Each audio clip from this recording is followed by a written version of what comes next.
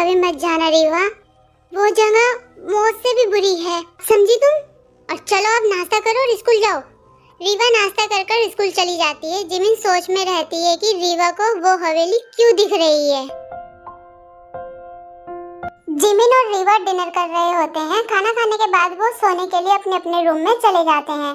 Jimin सो जाती है पर रीवा सोने का नाटक कर रही होती है। उसके अंदर एक अजीब सी ही हलचल मच रही थी। उसको लग रहा था जैसे हवेली उसको अपनी तरफ खींच रही है। उसी रात रीवा चुपके से अपने घर से निकल जाती है और बाहर बहुत तेज बारिश हो रही होती है और बहुत ही तेज हवा चल रही होती है, मानो जैसे एक तूफान आ रहा हो।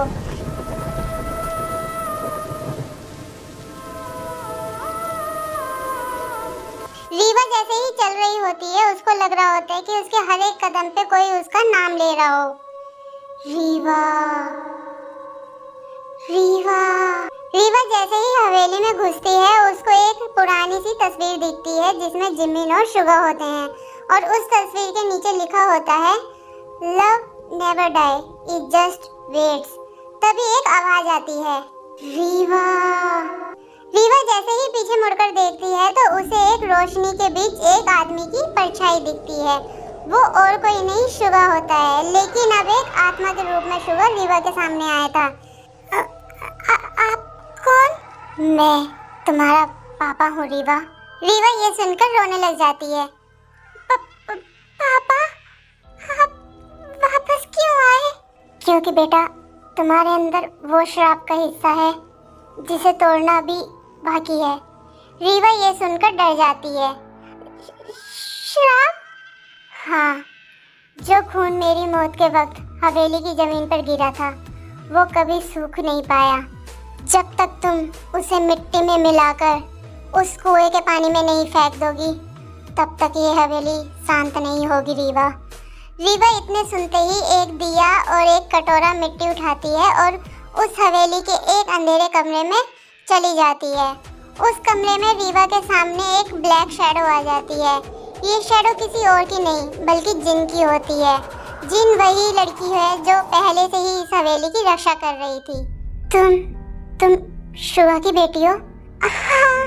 तुम्हारा खून ही इस हवेली को शांत कर सकता है बेटा। मैं समझ गई। मुझे अपनी जान देनी होगी तभी ये हवेली शांत होगी। जिमिन रीवा के पीछे होती है और वो ये सब कुछ सुन लेती है। रीवा, नहीं, मैं तुम्हें नहीं खो सकती। तुम मुझे छोड़कर नहीं जा सकती। मम्मा, पापा को और इस हवेली को मुक्ति मेरे ही खून से मिलेगी। तभी वहाँ पर शुगा आ जाता है। नहीं रीवा, मैं भटक सकता हूँ बेटा, पर तुमको कुर्बान नहीं होने दूंगा। मैं तुम्हें खोना नहीं चाहता।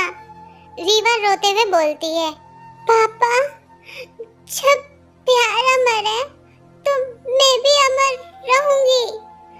बस आप मम्मी का ख्याल रखना। इतना बोलकर रीवा अपना हाथ जमीन पर रख देती है और जमीन से एक लाल रोशनी निकलती है और पूरी हवेली हिलने लग जाती है।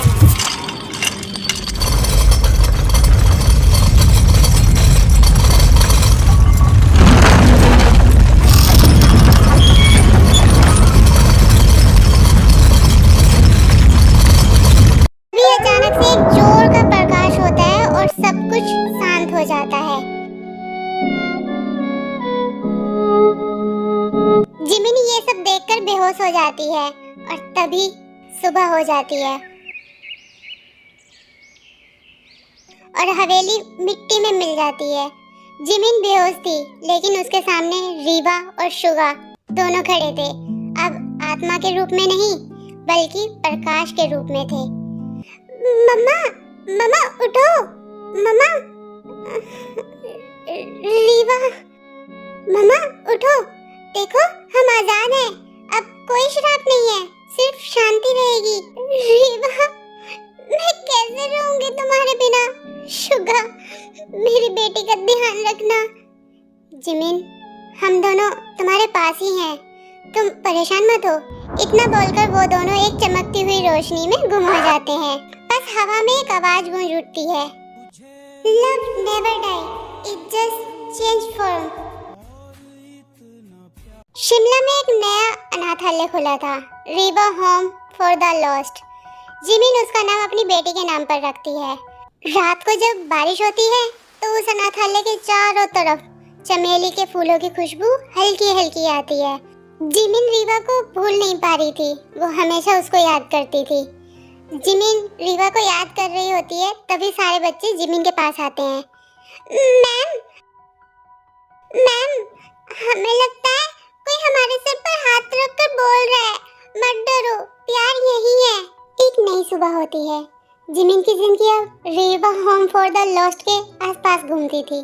अनाथालय देवगढ़ की पुरानी हवेली के नजदीक ही बनाया गया था, जहाँ सिर्फ मिट्टी का ढेर बचा था। जिमिन ने अपनी बेटी और शुगा के प्यार की शांति को ही अपना मकसद बना लिया था, लेकिन उसके दिल के किसी कोने में अब भी एक सवाल छिपा हुआ था। अगर प्यार अमर है और रूह आजाद हो गई है, तो फिर रीवा होम के बाहर वो चमेली की हल्की हल्की खुशबू सिर्फ बारिश की रात में ही क्यों आती है? बच्चे कहते थे कि वो खुशबू उन्हें एक माँ की लोरी जैसा एहसास दिलाती है। एक शाम जिमिन हॉस्टल के पुराने सामान को ठीक कर रही थी, तभी उसको एक बॉक्स मिलता है। उस बॉक्स के अंदर शुगा की वही पुरानी तस्वीर थी जिसके पीछे लिखा था, love never die, it just wait. लेकिन तस्वीर के नीचे एक छोटा सा बंद पड़ा लॉकेट रखा था। वो लॉकेट उस देवगढ़ हवेली की चाबी जैसा लग रहा था, जो रीवा और शुगा की आखिरी रात को मिट्टी में मिल गई थी। जैसे ही जिमिन ने उस लॉकेट को छुआ, उसको वही चमेली के फूलों की खुशबू महसूस हुई जो बारिश में आती थी। उसी वक्त हॉस्टल का सबसे छोटा बच्चा चीकू, जिसका जन्म उसी दिन हुआ था जिस दिन हवेली शांत हुई थी, चीकू वहाँ पर दौड़ता हुआ आता है। जिमिन आंटी, बाहर देखो, चांद लाल हो गया। जिमिन लॉकेट लेकर बाहर निकलती है तो वो देखती है कि चांद सच में हल्का लाल हो गया था। वो जानती थी कि ये आम बात नहीं है, शांति हमेशा आखिरी नहीं होती। जिमिन ने जैसे ही लॉकेट खोला, अंदर कोई फोटो नहीं थी, बल्कि एक छोटा सा सूखा हुआ फूल था, वो भी चमेली का। और उस डब्बे में से जिमिन को एक लेटर मिला था जो शुगा की हैंड राइटिंग में लिखा हुआ था। उसमें लिखा था, जिमिन, अगर तुम ये पढ़ रही हो तो तुम्हारी बेटी की कुर्बानी व्यर्थ नहीं गई। पर ये शराब सिर्फ खून का नहीं था, ये शराब था वादे का। जो चमेली का फूल मैंने उस हवेली की छत पर तुम्हारे लिए छोड़ दिया था, वो अब भी वही है। अगर वो फूल किसी और के हाथ लग गया तो देवगढ़ की रूह फिर से बेचैन हो जाएगी। बच्चों को बचाना है जिमिन। जिमिन समझ गई थी, रीवा ने खून का शराब तो तोड़ दिया था, लेकिन शुगा के चमेली के फूल का वादा अभी भी हवेली के आखिरी निशानी में छुपा था, जो किसी नए दुश्मन को बुला सकता था। जिमिन तुरंत उसी जगह जाती है जहाँ कभी वो देवगढ़ हवेली हुआ करती थी, पर आज वहाँ पर मिट्टी का ढेर था। वहाँ पर सिर्फ एक पुराना टूटा हुआ कुआं ही बचा था। ऐसे ही जिमिन उस कुएं के पास जाती है कि वो देखती है कुएं के पास एक साया खड़ा था। वो साया हवेली की पुरानी रक्षक जिन का नहीं था, बल्कि वो साया था प्रोफेसर पार्क बुगम का। प्रोफेसर पार्क बुगम शुगा का वो दोस्त था जिसने उसे धोखा दिया था। प्रोफेसर बुगम वहाँ वापस आ चुका था। जिमिन 10 साल बाद भी तुम वहीं खड़ी हो जहाँ वो प्यार और मौत का खेल खत्म हुआ था। मुझे पता है वो चमेली का फूल कहाँ है। वो फूल मुझे हवेली की शक्ति देगा, जिससे मैं जिंदगी और मौत के ऊपर जा सकूंगा। बुगम इतना बोलकर तेजी से कुएं के अंदर जाने लगा था, जहाँ पर चमेली के एक छोटे से पौधे ने जन्म ले लिया था। जिमिन जान चुकी थी कि उस फूल को बुगम से पहले तोड़ना है, लेकिन बुगम की रफ्तार बहुत तेज थी। जिमिन, तुम्हारा प्यार सिर्फ एक भूल था। ये चमेली का फूल देवगढ़ की असली शक्ति है, और अब ये मेरी है। बुगम ने फूल की तरफ हाथ बढ़ाया ही था कि जिमिन ने अपनी पूरी कोशिश कर उसे ऊपर खींचने की कोशिश की, लेकिन बुगम ने उसे धक्का दे दिया। जिमिन ने देखा कि बुगम का हाथ अब फूल को छूने ही वाला था कि तभी फूल से लाल रंग की रोशनी निकलने लगी। उसी पल Rewa home for the lost के सभी बच्चों की आवाज हवा में गूंजने लगी। मत डरो, प्यार यही है। जिमिन समझ गई थी कि अब सिर्फ उसकी कुर्बानी ही उस वादे और श्राप को हमेशा के लिए खत्म कर सकती है, जैसे रीवा ने किया था। जिमिन ने तुरंत वो शुगा का लॉकेट अपने हाथ में लिया और एक आखिरी चीख के साथ खुद को उस कुएं के अंदर धकेल दिया, ठीक उसी वक्त जब बुगम ने फूल तोड़ा था। अगर प्यार अमर है तो हम फिर मिलेंगे शुगा।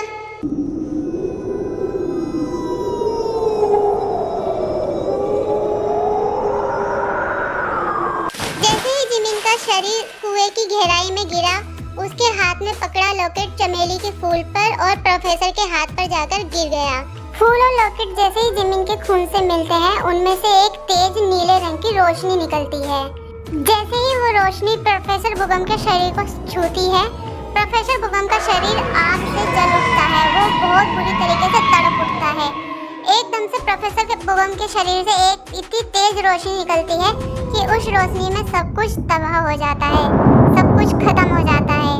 बुगम की काली शक्तियों की वजह से कुआं भी टूट जाता है। हवेली का नामो निशान पूरी तरीके से मिट जाता है।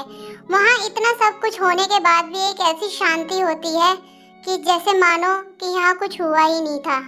ना कोई बारिश, ना कोई चमेली की खुशबू।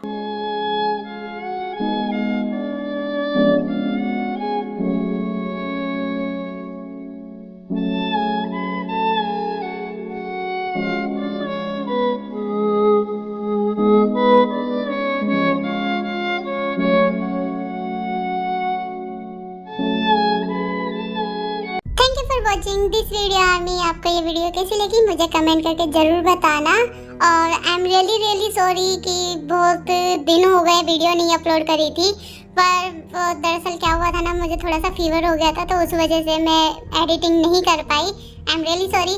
पर अब आपको इंतज़ार नहीं करना पड़ेगा, पक्का आई प्रॉमिस कि अब मैं रेगुलर वीडियो डालूंगी। Okay, keep supporting me, subscribe my channel Jimin की दुनिया, and I love you so much army.